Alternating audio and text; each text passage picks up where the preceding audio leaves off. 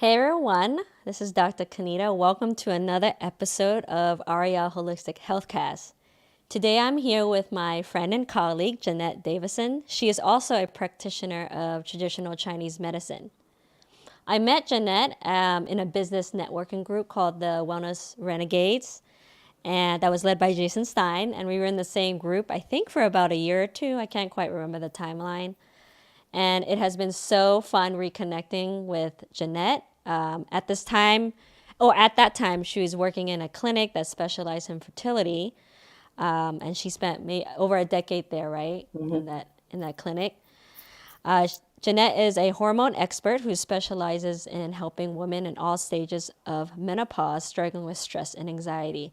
She has over 14 years of experience treating women with reproductive and hormonal imbalances in her clinical practice. So in today's episode, we're going to talk about how does Chinese medicine view perimenopause and menopause.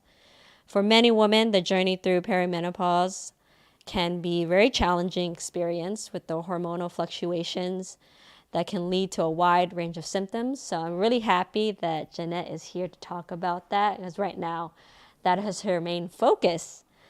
So again, Janette, it's been so much fun reconnecting with you. I know we had a little chat yesterday about what we're going to talk about today.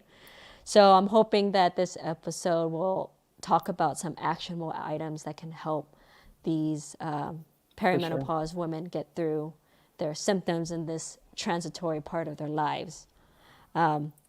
So, Janette, I always like to ask, what got you into Chinese medicine? Like, what really sparked you to get into this area or this field of medicine?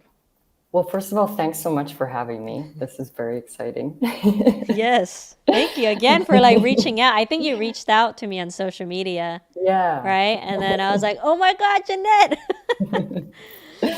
So it's Yeah. funny seeing you transition from, I know at the time you did fertility. So this is another transitory part of a woman's life. And now we're talking about menopause women and how you really have been thriving in your practice of helping them transition into this other phase of their life. Yeah. Just to answer your question of how I even got into Chinese medicine, I graduated from high school and I actually went on a year-long backpacking trip. And part of my trip was in Asia. And that's what really introduced me to, walking down the streets and all the raw herbs in the buckets and reflexology here and acupuncture there. And so that's kind of what triggered my interest. And then I came back to Canada, and I think a lot of acupuncturists actually have this story, but of course acupuncture helped me. I was having problems with my eyelids, like this weird eczema on my eyelids, and I went for 4 sessions, and I tried everything before, like we hear a lot in the clinic. Yeah. I've tried everything. This is my last resort. Always a last resort, right? Always. So, and then I went to an acupuncturist, and 4 treatments later, my eyelids was cleared up, and I've actually never, ever had that again. So I said, this is it. I'm going to study this. So I went to university and studied sciences, and then I went into, Chinese medicine school. Fun story. So you went backpacking in Asia. Yes. Yeah, that was a eye-opening trip at 18. Oh, wow. Yeah. In Yeah. college, yeah. Well, that's amazing. And now you've been practicing over a decade now in all sorts of clinics. So that's really fun. It is really fun. It's interesting too, because I've been practicing in different countries, and it's just interesting to see the different lifestyles and the different symptoms that come with it, depending on where I am. And traditional Chinese medicine has an answer for all those things, right? Sure Depending on does. the climate. It doesn't matter where. Sure does. Yep. Yeah. Well, that's And awesome. So kind of getting back into why we want to do this episode, and I found really interesting, even though I'm not quite in this phase of my life yet. So Janette, can you explain what exactly is perimenopause and what does it mean for women going through that? Yeah, I think a lot of women, I know actually in my clinical practice that a lot of women don't really, it's one of the reasons I'm actually really passionate about talking about it, is because a lot of women don't understand what menopause is, and especially what perimenopause is. Like, what the heck is that? I get a lot of the time from my patients. And perimenopause is a time when you're transitioning out of your reproductive years and heading towards menopause. And the perimenopause is like, it's the time, it's 8 to 10 years, depending who you talk to, depending who you are, as a woman, and what stage you're in your life and how you've treated your body throughout the years. But this is the time that you're starting to notice little shifts and changes in your body, because you will start to not ovulate anymore. And it can, we're starting to see it younger and younger, in your late 30s into your 40s, but normally by mid 40s, you're definitely in perimenopause. Again, it's depending on the woman, but this is that transitional stage that's your hormones are starting to shift, and daily. Yeah. And you're starting to transition into menopause. And then menopause is when you've stopped having a menstrual cycle for 12 months. So you've had no bleeding for 12 months, then you have menopause. So perimenopause is those years before that you're transitioning into menopause. So perimenopause is, just to summarize, transitioning out of the reproductive years, so it can last 8 to 10. And I guess depending how, you mentioned this very briefly, how you treated yourself during those reproductive years, most likely, I'm guessing, has an influence on the perimenopause phase. Would you say that's correct? Yeah. Most definitely. And I mean, that's one of the reasons that I'm interested in it as well, is I'm 43. I'm definitely starting to notice changes, and I'm in the perimenopause years for sure. Like, I have no doubt. But I mean, how you treat your body, you don't even, to be listening to this today, you don't even need to be in perimenopause, because these tips are, the sooner the better that you get your hormones balanced. And I mean, we're always balancing our hormones. We're never going to be in perfect balance. But, the sooner the better that you can, take control of these little tiny whispers that are happening in the body, right? And these little, I'll get to that later, we like to do, and and then they pile up, and it's more difficult to get rid of them. So the sooner you can address them and get some help, or lots of times we know what we need to do, we're just not doing it. Yeah, I think I will attest to, now I feel like I do listen to those little, I'm not going through that, but those little awareness things that my body is telling me is like, that's not, not good to do that. Probably need to scale back on some things. And in my 20s, I do feel that I'm healthier now than I was in my 20s, even though it's like, technically you should be healthier in your 20s, but I was just so stressed out. And then I ignored a lot of symptoms that I paid for much later. But the thing is you can kind of cheat that in your 20s, and then you start getting into your 30s and 40s, and it's like, nope, can't anymore. And you can't push beyond. In your 20s, you can do all that. You can push beyond your limits, ignore the symptoms, and it's fine. But you're just stacking up, and you're stacking up bad things against you, as we know. And you did mention this to me yesterday. So the perimenopause lasts a couple years leading up to when you stop having a menstrual cycle after 12 months. So menopause is actually one day, which actually was like, what? Yeah. And lots of people don't know that, because we just kind of put it all under the umbrella of menopause. And I tend to say menopause because if I say perimenopause, women don't know what that is. So, but menopause is just a one-day event after the 12 months of going without your menstrual cycle. So it's perimenopause, that one day, menopause, and then post. And then you're going into post. Yeah. And that's where you want to be like really prepared. That's why during the perimenopause years, it's really important to prepare for that post-menopause, because that's when the hormones are stopping to be produced in the ovaries. And that's the time where you really just, you want to, it's like training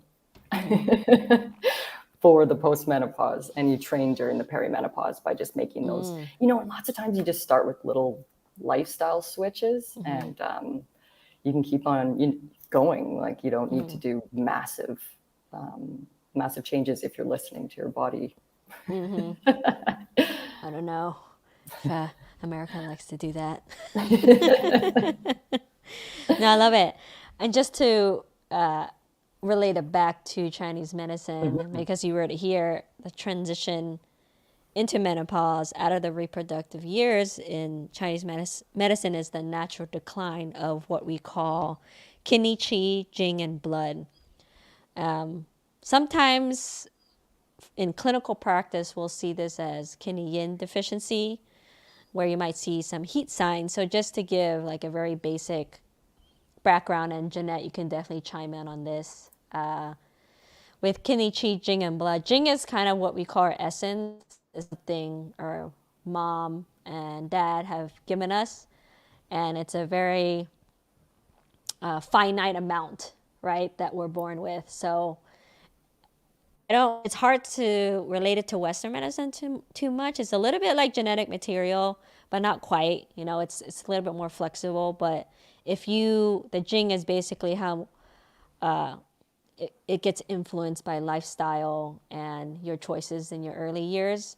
And as you get older, that kidney, qi, the jing, and your blood start to decline. And so because it's a finite amount, you want to be able to take care of that during your menopause years or postmenopause years.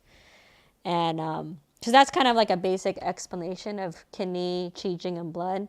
The liver is really involved in this as well. So liver blood is very important for women because how it relates to the hormones in the Western side, but also in Chinese medicine, it also nourishes our tendons. It relates to emotional stress.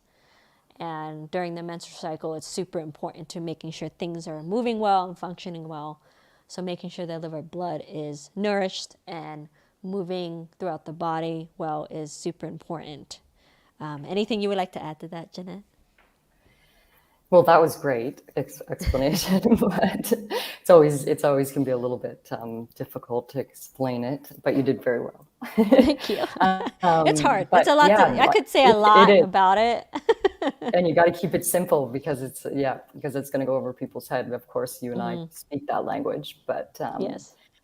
Yeah, I mean, kidneys are the foundation of what I treat too in my clinic going into perimenopause because, like you mentioned, it is a natural decline that happens in the kidneys, but it might be happening a lot quicker in women that have abused their bodies. And abused is a bad word. Tax their bodies. Yes, tax their body. Yes. And overexert. I definitely did that. In my 20s. I'm sorry. I mean, I think we all did in our 20s. Yes. I did as well. Because we think we're invincible. So Yep, we sure do. Yeah. And, you can bounce back quickly in your 20s. So, but it's just, like I said, I work mostly on the kidneys and the liver, like you said. That's exactly the big areas that need to be treated, and mostly to relate so that the audience understands why we work so much on the kidneys. Energetically is that's where all your essence is, like you said, and we want to conserve it, especially as we're going through perimenopause. But it also is where the adrenals that are on top of the kidneys is what's going to take over when the ovaries stop producing those hormones. So if you're overtaxed and your cortisol and your stress hormone and your adrenaline is running, which lots of us are these days as women, we put so much pressure on ourselves about who we need to take care of, our job, running here for soccer practice for the kids, running there for taking care of the whole family, like we're the pillars of the family, right? So the adrenals, if they're overtaxed, then they're not able to produce the hormones. You're going to get a lot more symptoms like the hot flashes and the heartburn and the not sleeping at night. Not sleeping is a big one. Anxiety. And anxiety is a big one. Anxiety is a big one. And that all has to do with the kidneys in Chinese medicine. So that's why we concentrate mostly on strengthening the kidneys for sure and giving them a lot of attention. Yes. I love it. Yeah, we kind of touch upon the symptoms that you see in clinic. And I see this myself, right? The symptoms of hot flashes, the insomnia, fatigue, anxiety.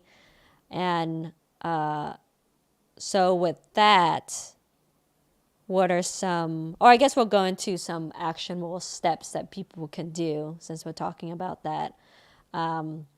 With people with those symptoms, what do you like to do for them? And of course, with Chinese medicine, nothing is like everyone has a different diagnosis. So making sure you go to someone that is a practitioner to get your diagnosis. Some of these tips may not work, but some of the lifestyle changes can be applicable right now if you try them. So what are some active steps you would say if you see people with these symptoms, Janette? So, I mean, the number one thing is stress and needing to, and I talked to you a bit about this the other day, but Yeah. you have to change the way that you have been operating in the world. You have, like women, if you don't want to have these symptoms, you need to operate differently. You have to set boundaries. You have to say no a little bit more often.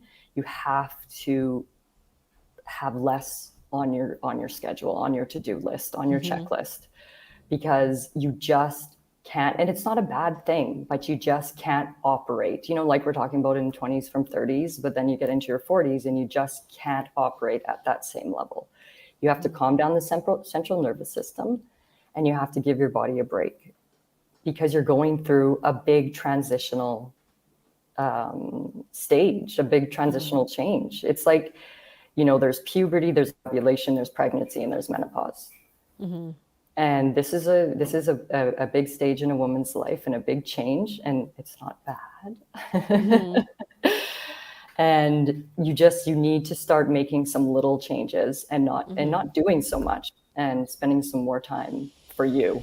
And it's hard for women. Yes. We did speak about this yesterday too, how, and I feel like this would be a struggle for me, but I'll keep this in mind during that transitory period of not, like, you think you can do so much in one day. And I'm definitely one of those people that try to fit as much. I've gotten better. I will say that. Like, I know I shouldn't put so many things in one day. But yeah, I think that's a great note to, hey, you don't have to do all these things or get all these things done. Maybe focus on one task and do that instead of trying to do a million things and multitask in a day, and taking time to take pauses, breathing, and to decompress. I love the part where you say creating boundaries. So that is with spouses or friendships, right, is what you're saying, or even with your work of like, okay, I'm not going to do this. With your work. Yeah. And even I with see your it kids in my too. Clinical practice. Yeah. Even with your kids, because, as you're starting to head into perimenopause, your kids are older. They're able to look after themselves. You're exactly right. Like it's, and I always say to women, like, do those things that have to be done that day. Don't do everything. You don't have to be everything. I mean, women are amazing, but we don't need to be everything all at once. So yeah, that's my number one, is you need to start stress management techniques and doing less, because if you don't, you're going to get the hot flashes and the heartburn and the night sweats, and you're not going to sleep. You're not going to sleep, and the biggest one is liver time, 1 to 3 in the morning. And they wake in up, Chinese right? medicine, you wake up. Yeah. I do see that. I've seen that where they're like, I keep waking up at this time. Yep. Stressed out. I was Very like, common. Stress, liver. Yeah, because in Chinese medicine, just to explain to everyone that there's an hourly clock, and every 2 hours it's connected to energetically to a different different organ. So the liver is 1 to 3. Yep, organs have their circadian rhythm. The liver being 1 to 3, and sometimes I tell people about the large intestine as well. With that, I think it's like 7 a.m. to 9, something like that. I haven't memorized the clock in a while, but I know sometimes I have to look back too, but the 1 to 3 is, I know that. It's pretty common. Yeah. It's pretty common. Yeah. So I get that. So I love that. Stress management is really key. And we can do the diet. I could talk about the diet and the changes, but if you're not doing the stress management, that's why I really make it a emphasize priority. number one.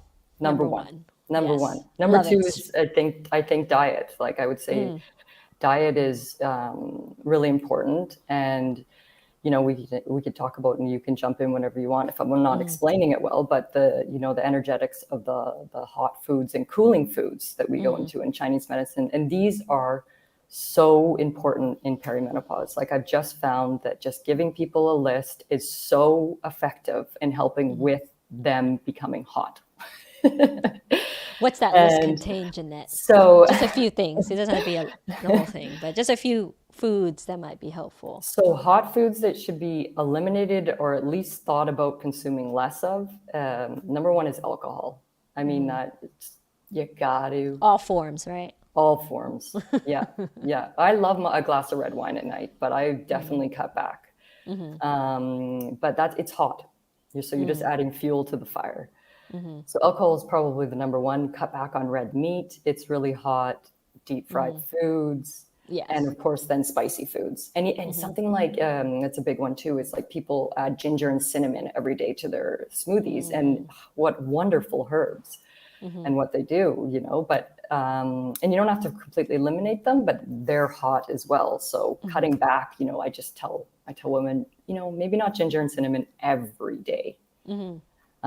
It's just maybe a little bit if they're getting those hot symptoms. If they're getting the hot symptoms of hot flashes, heartburn, night sweats, then it's like let's just cut back a little bit on those hot foods. I don't know if you want to add any more, but yeah, those are the basic ones that I tell for heat. And then cooling is really important. I just do a simple thing that I tell women to do is you just take a glass of your water that you're drinking during the day, crush up some cucumber and mint in it. And you have to crush it up to get the volatile oils out of it. But say the water needs to taste like cucumber mint. That means you're getting the properties of it. And you just sip on that all day long because cucumber and mint are very cooling. Some women can't do mint. It gives them heartburn. So just cucumber is fine. Yeah. But would you say celery, like fruits too, just kind of like adding it to their water for sure, cooling fruits? Yeah, for sure. Mint is also moves the liver, so fun fact. There we go. Helps with the liver if you're having some liver issues, liver movement, according to Chinese medicine. I think your point on, and I say this a lot with alcohol because it increases, from a Western standpoint, inflammation. So yes. Yeah, which is heat in our world, right? So inflammation and heat, it's yeah, and it's I have great results with women who are getting those hot symptoms of just cutting out the alcohol, cutting back on coffee too, because coffee's heating as well, bitter, and then adding in some cooling vegetables and fruits. Love it. Yeah, I think the concept of heat and cold, I've talked a little bit about it on my social media, how all the foods that we eat have certain properties. So with temperature being one of them. And it does make sense, right? The spicy foods are hot, fried foods are hot, and certain red meats. Beef, lamb is definitely in the hot category, I remember. So chicken is better. Chicken is not as hot. It's still a little warm. Fish is more neutral, cooling. So those all have an effect in our bodies. And what I say to people is like our digestive system is like a cooking pot. So if you add, if you have too much heat, you want to have more cooling foods. If you don't have enough, and this depends on your digestion and again your symptoms to diagnose it. So you definitely want to pay attention to that. And just to make a point too, with cooling foods, does not mean iced, correct? Exactly. That's a good one. Yeah. It doesn't mean iced. No. Yeah, you should never have iced. Yes. Chinese medicine is very against. I know. I have some people that I try to get them. I'm like, at least not every day, but can we cut it down to 3 times a week, or try to do room temperature? Because like I said, the cooking pot, if you're adding ice to your cooking pot, you are expending more energy from your digestive system to heat it up. And if your digestive system is already slow or doesn't have enough heat or has damage to it, then Exactly. it's not good for that either. So having it once in a while is okay. But if you're one of those that having symptoms and it's not getting better and you're drinking ice stuff every day, then definitely cutting back on that would be helpful. And So, especially while you're eating, that's a common thing that even if it is room temperature water, a common thing is to drink while you're eating, and that's that goes along with what you're saying as well, and it's just putting out the digestive fire. yeah, I've been bad. I actually didn't know about that till like this year, and I was like, oh man, I need to not drink water while I'm eating. But it's just so like a culture thing, and Yeah. supposed to drink ice stuff and So you while you're walk into a restaurant, you got a packed full glass of water with ice in it, right? yeah. And I'm like, no ice. I know, Put me a too. lemon and cucumber. And they look at you like, no ice. No one asks for no ice. Yeah, it's weird. They're like just like confused. So other than so we talked about stress management is number one. So taking more time to yourself, setting up boundaries, stopping to breathe and decompress. The other thing is eating more cooling foods, adding maybe mint and cucumber to your water, any kind of fruit, cutting back on hotter foods such as alcohol, coffee, spicy food, red meats. And then here you wrote a little bit about getting movement. And maybe you can talk more about the seed cycling as well and some herbal things we can add to this since we're talking about Chinese medicine. Yeah, I know for sure. As far as exercise, it's if you're not moving, you need to get moving, but you don't want to be doing excessive movement. So if you're in the category of you're going to spin class every day or doing what is that called? It's such an intense workout. CrossFit. CrossFit, yes. I was like, there's lots of things intense. No. This one's yeah, I think it's very intense. I went to it once and I was like, wow, this is yeah, I went to it and then I people. injured myself, so I said no more. Yeah, and I used to have one below the clinic I worked in, so they would just oh really? And oh yeah. Yeah. But yeah, so if you are working out, you might notice it. Like if you're in the stage of perimenopause, you're probably going to notice it. Hey, I'm not able to exercise as long. I'm getting more exhausted. Those are the signs that the body's saying you're going too intense. You're going too extreme, and sometimes you just need to. And it was hard for me, and I did it, but you got to stop running and just start walking fast. In the mornings, because your body is that's just another stress that's being put on it that it's not able to, and I'm all about exercise, but if you're noticing changes, that's what I always like to go back to. If you're noticing things, you're not the same while you're going to those CrossFit classes, you're more exhausted through the day afterwards. You got to start cutting back. You have to start making changes and doing more walking. And then of course, I think lots of people know about this, but in your 40s, you got to start using strength training more. Absolutely. With the bone density and bone density, especially for women, because you lose exactly the protective effects of estrogen for your bones. Yeah. And the muscles absorb the hormones, which is great. So it's another reason too, and it's really important that you're starting to and you can just do body weight. It doesn't have to be intense weights, but you just need to stress the muscles a little bit. If you're going to stress anything, stress the muscles. Yeah, I think it's a great point to make sure that people are paying attention during this time of, okay, I used to do this and feel great, but now after these workouts, I'm feeling exhausted. I feel like I have to take a nap. So those are some signs that, oh, I need to cut back on these exercises, or maybe scale it down to not do HIIT and do, I don't know. I see it like a Zumba classes I feel like are fun, but less intense than a CrossFit. And that reminds me too of like today I went to the gym, and right when I lifted the first weight, I was like, oh, this is not a good day to work out.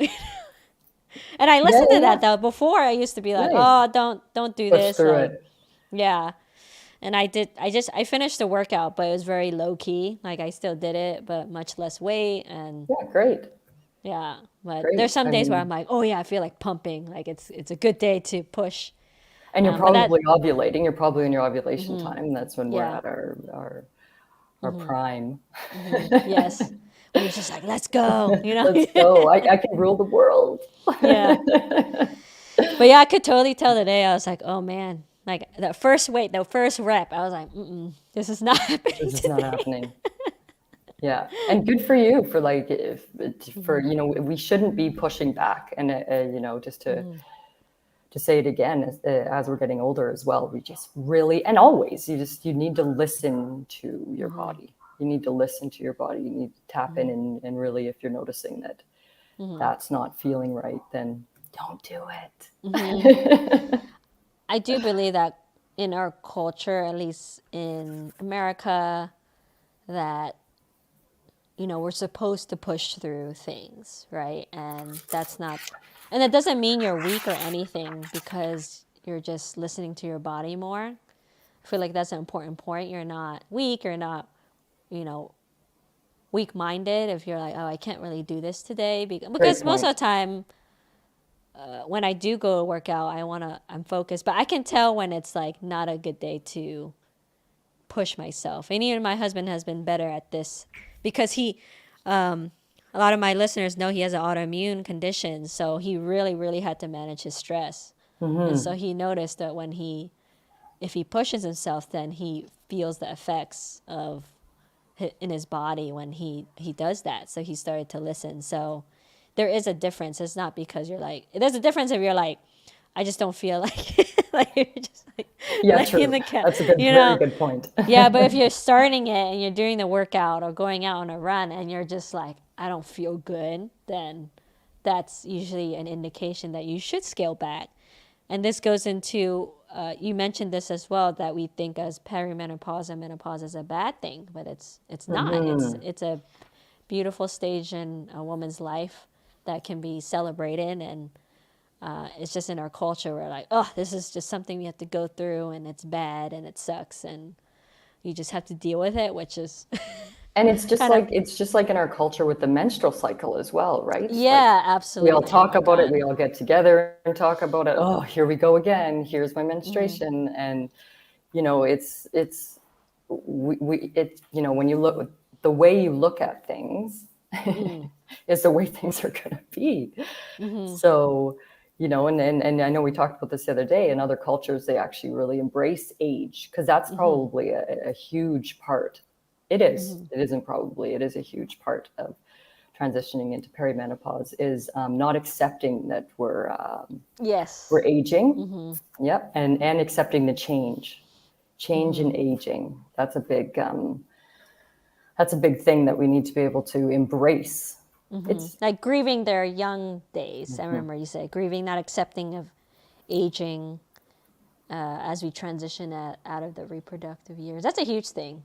Yeah, I That's a didn't think huge about that. thing. And for a minute, when I turned 40, I had a minute where I was like, holy, like I felt like all of a sudden everything was just going to change and stop. And I Mm-hmm. was just like, Mm-hmm. I'm totally over it now. But yeah, I went through a moment of just, wow, like I am never going to be called a young woman anymore. That's kind of what I had in my. And that's okay. And that's okay. That's Yeah. okay. And that's okay to go through it and grieve it. And you should, and process it. And then Mm-hmm. move forward with how absolutely amazing it is. Like, because, you say you feel better in your 30s. I have to be honest. I feel better in my 40s than I did in my Yeah, so 30s. hopefully I can feel like that in my 40s. And that's what I want. I think if we change the conversation and the culture of every stage in our lives should be celebrated and not something like I do dislike when people say like, "Oh, I'm just getting old." I don't think that's a positive mindset. It's like, "Oh, I'm getting older." This is good. I'm getting wiser. I'm learning Yep. more about myself and you get that experience, that life experience too in your 40s.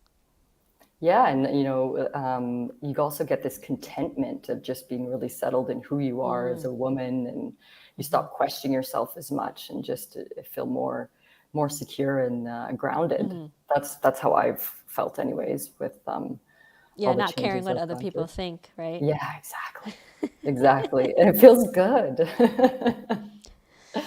No, I love it. I think it's a great conversation to have about transitioning into the perimenopause and being okay with it, and knowing that this is a phase to be celebrated too. And just to go back into the Chinese herbal side, traditional Chinese medicine of you mentioned about seed cycling. So can you talk a little bit more about that? Yeah, I'm a big fan of seed cycling and just eating seeds and nuts. If your digestive system can handle it, that's another conversation. Seeds normally you always can, but nuts not always for some people. But yeah, there's just lots of good. The seed cycling is something I do. You know, you don't have to be going into perimenopause.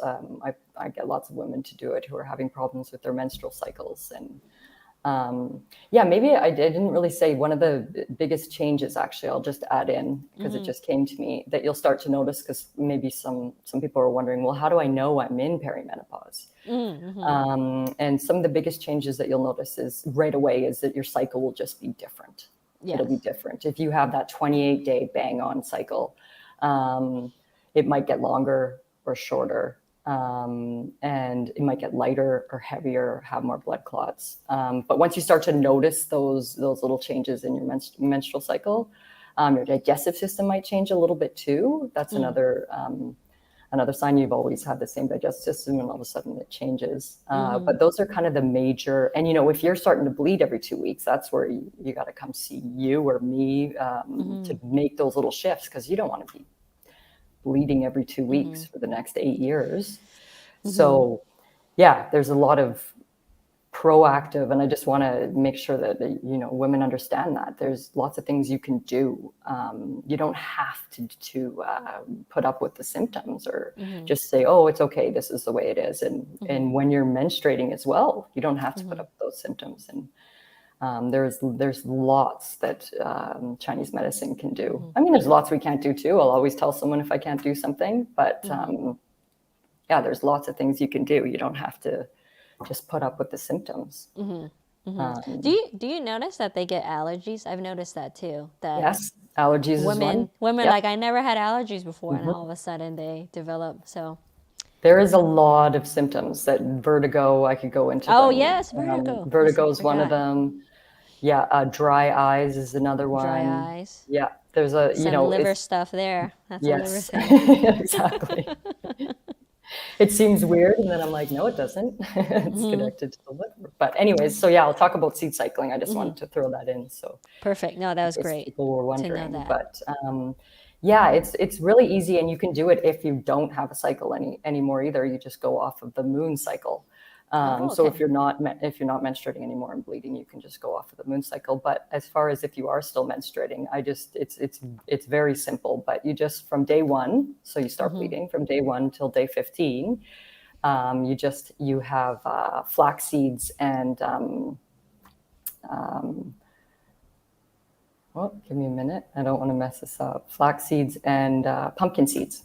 Yep. Pumpkin And then seeds. from day 15 to when you menstruate again, you have sesame seeds and sunflower seeds. Yeah. And however way, and it just 2 tablespoons a day of each. 2 tablespoons. Okay. Yep. Yeah. You can have more if you want. Tablespoons? Okay. Yep. That's a good heaping. Yep. So. Yeah. Oh, yeah. You need a good, and then you can add it to your smoothie if you do smoothies. If you don't, oatmeal in the morning. Have you had people, would you grind it up too? Could you grind it up? I would definitely grind up the flax.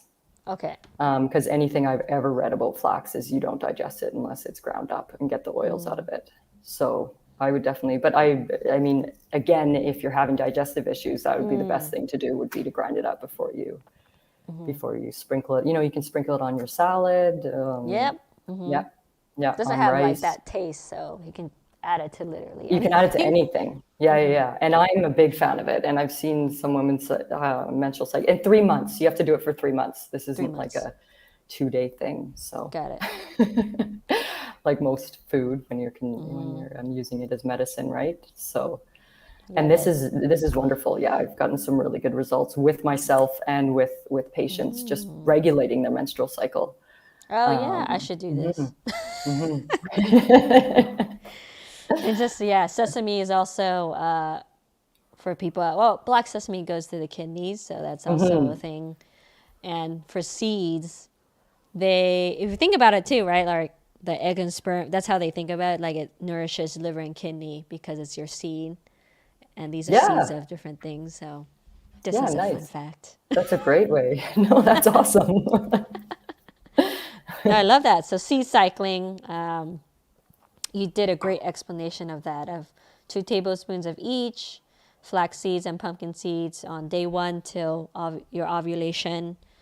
If you don't have a menstrual cycle, then you can follow the moon phases. And then day 15, you're doing sesame and sunflowers. So, and to make a note of grinding up the flax seed is important. So really great. And I know and again, if you're taking Chinese herbs, for anyone out there, don't just take the one herb, because herbs are meant to work in a formula. That's how we learn them.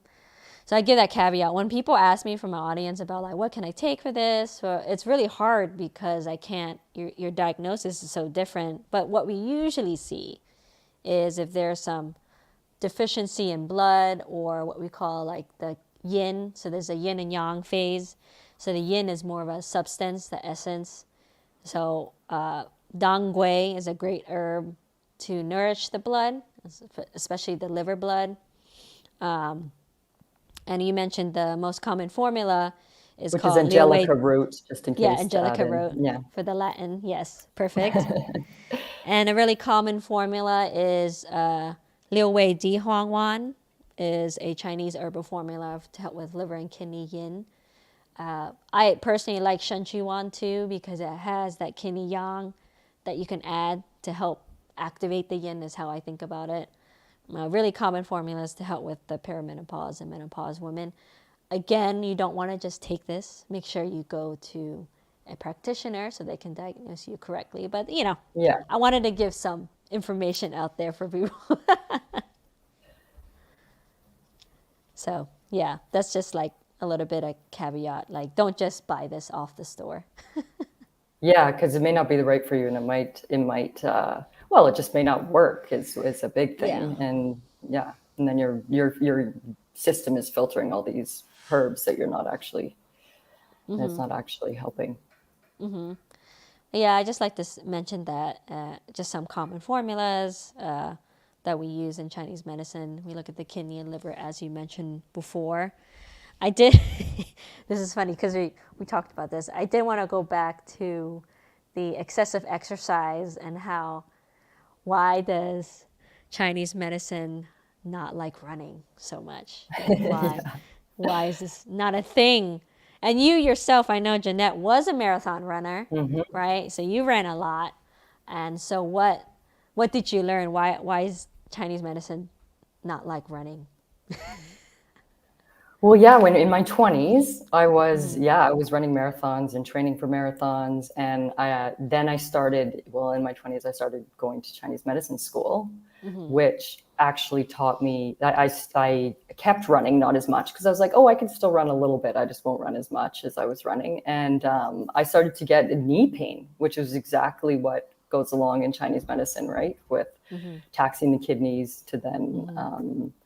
The kidneys are connected to the knees in Chinese medicine, for those that are listening, and the low back. So I started to get knee pain, and as soon as I stopped running, the knee pain went away.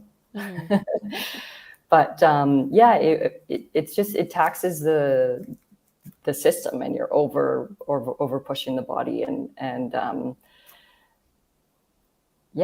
it's in Chinese medicine. You don't want to do anything excessive in Chinese medicine. That's why I love it. It's that yin and yang balance of if you're moving, then you have to support by stretching and stopping and slowing down. And if you're just moving at excessive rates, because we go out and we go for that run, and then we run all day.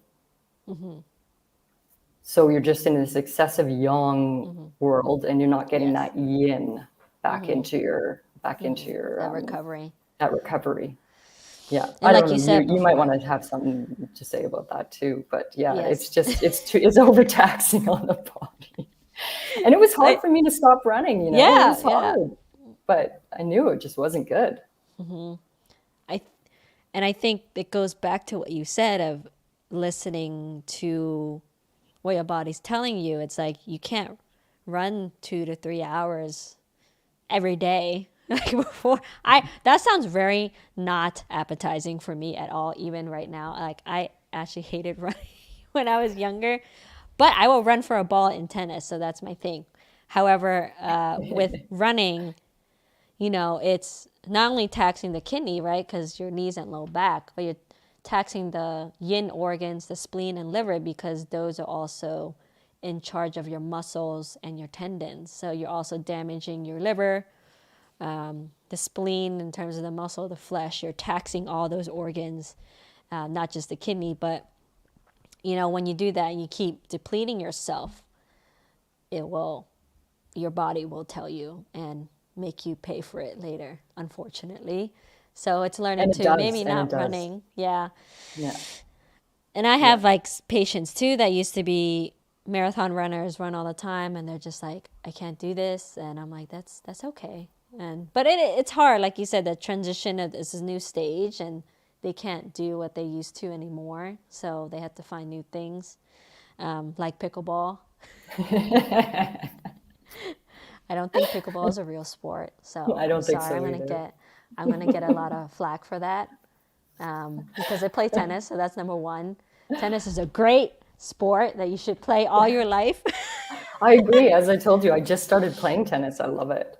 I love it. Yeah, Yeah. it trains your whole brain. It prevents you from getting dementia, Alzheimer's. So I'm gonna throw that out there because it uses all parts of your brain, and pickleball is just, I mean, I will say that anything that gets people out and outside and gets exercise, I'm a proponent. But pickleball is not a sport for me. It's it's just like a pastime hobby. So we'll see what people have to say. I'm sorry. I'm not sorry. There's Everyone going to should be play big tennis groups, instead. Yeah. big I will get a pickleball lot of hate for groups. that. You shouldn't do running, and pickleball is not a real sport. Or my So, oh well, it's okay. I completely agree with you though. So I'll be on your team. I got your back. Oh, thanks, thanks. We'll see how this goes. Well, yeah, I love that. So we talked a little bit about stress management, the seed cycling, some herbs that can help with perimenopause and menopause women, and keeping yourself moving, increasing the strength training aspect, but also keeping in mind that you reducing the amount of excessive.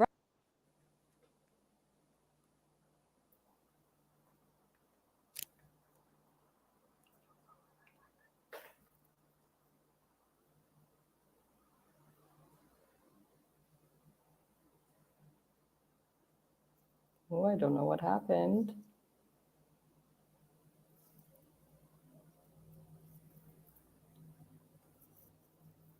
I can't hear you or see you anymore.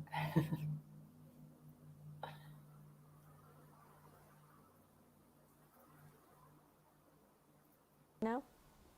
Okay, can you hear me? Oh, Yes, we're back. we're back. Sorry, it just went out for some reason.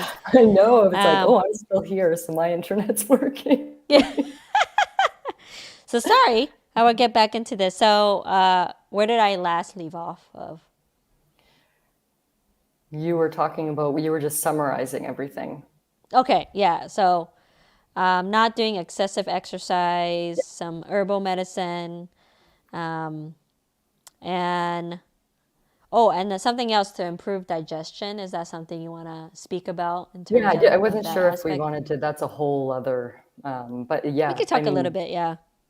so the tip that I would definitely add for improving your digestion, and one thing that you should always be improving your digestion if your digestion isn't good, but Yeah. especially as you're going through perimenopause, because you need to be able to um, uh,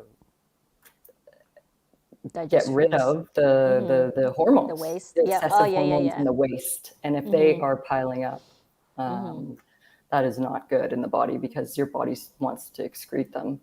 But fiber would be the big thing I would say that you need to add more of, because it is common that women start to get constipated as the Yes. hormones Yes. changes. That's very, very common. So it's like you got to up your fiber, you got to up your leafy greens, really good for the liver and really good fiber in them. And then, yeah, possibly Chinese herbs if you need to get some help with the digestion, or acupuncture. Acupuncture is really effective too, because lots of times it has to do with your stress, of course, Yes. as you know. And yeah, its I think. digestion is very important. Yeah, and the seed cycling, obviously that has a lot of fiber, so that's going to help Mm. as well with the digestion and making sure things are moving. And No. fats is another thing. Sorry, I didn't talk Oh about yeah, that, but healthy please. fats is another thing that is very important for the To cells get and enough the fats. hormones. I Yeah, think getting yeah, from the nutritional side standpoint, that we don't have to go into today, but yeah, getting enough protein is huge huge for too. Yeah, women. Getting enough fats for a healthy level, not the good fats, not crazy, not the exactly. not Exactly. the Yeah. bad ones. Not the bad ones. So good ones like avocados, olive oil, salmon. I like a little bit of ghee sometimes to Yes, I drizzle on love the ghee. top. Ghee's really Yes. good. Yeah. Um, but yeah, and the misconception is that fats make you fat. It's kind of, we've leaned away from that, but I think a lot of people still think that, and they don't. They don't. Good, healthy fats do not make you fat. Correct. It's actually the high processed carbohydrates that make you fat, Exactly. and sugar. And this kind of Yeah. goes into we kind of talked about it, of why, the question of why do hormones come out of balance. A lot of it obviously is stress is a huge one. Diet, the thyroid can also cause some issues. Environmental toxins is a huge one. I think that's much more of an issue now than I was back way then. The environmental toxins is a big one. And I believe. I'm big about putting, the creams, the excessive amount of creams that women put Oh on yeah. their Oh, like body. skincare. Yeah, Skincare. skincare. Yes. That's just, please try not to put on something that you can't eat. Yes. Yes. Yes. That's a great I point. Yeah, environment. Yeah, because that's something that our skin is a organ that absorbs. So And making it sure really we're putting messes with good the stuff. hormones. Yes. Yeah, some of Not the drinking things out of chemicals. plastic bottles as well. Yeah, yeah. And you can't do it all at once. Like, I don't want people to feel overwhelmed with all these things that I'm saying. It's just one day at a time, making little Absolutely. shifts, maybe you just do one thing and you decide to completely cut out alcohol or cut way back on it. That's okay. Just one thing at a time. I don't want to overwhelm people either with too much information, or because we're trying to lower your stress, not Yeah. increase it.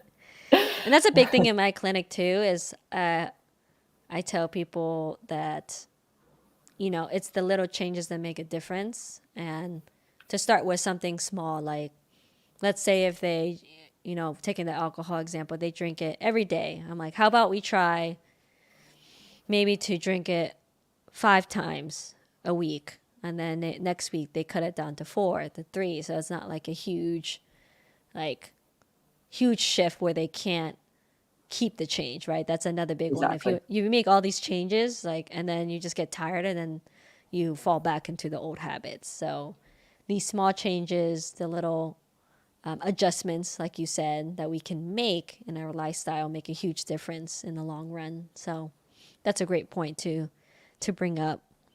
So Janette, has been really great to chat with you about like what is perimenopause, what is menopause, how we can help ourselves in this transition and embracing age in a way that doesn't have to be scary, right? It's not scary. It's not scary, and it's really helpful to know because you're an expert on this and you see people in my clinic you see people in your clinic and I see people in mine too, because that's the main thing is like treating what's out there and learning, because I learned so much from my patients. I'm sure you do too. Agreed. Of like what I learned so helps. much. Yeah.